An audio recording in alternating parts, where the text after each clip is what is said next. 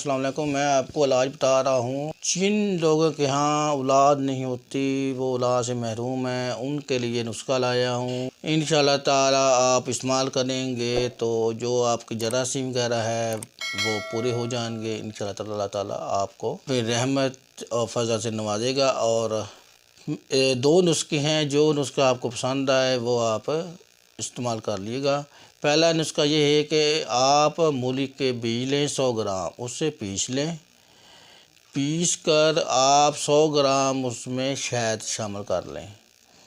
شہد شامل کر کے آپ نے آدھا چمچ صبح اور آدھا چمچ شام کو نیم گرم دودھ کے ساتھ کھانا ہے۔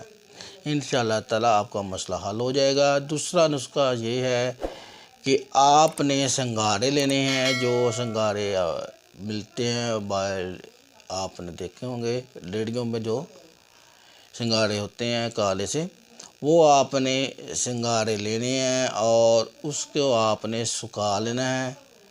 جو اس کے گٹھلیاں ہوتی ہیں چھلکے علیحدہ کر لینے ہیں اور اس کی جو گٹھلی ہیں وہ اس نے سکھا دینی ہیں، اور سکھا کر آپ نے اسے پیس لینا ہے۔ اور پیس کر ایک برتن میں آپ نے چولہے پر رکھنا ہے، فرائی پین بھی ہے، اس سے ہلکا سا آپ نے دیسی گھی وہاں پہ آپ نے ڈالنا ہے۔ ڈال کر آپ نے جو پاؤڈر بنایا ہے سنگھاروں کا، وہ اس میں آپ نے بھون لینا ہے۔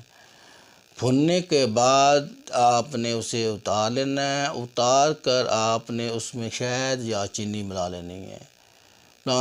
ملا کر آپ نے آدھا چمچ صبح آدھا چمچ شام کو کھانا ہے۔ انشاءاللہ تعالیٰ آپ ایک ہفتہ 7-8 دن میں آپ کو کافی بہتری محسوس ہو جائے گی۔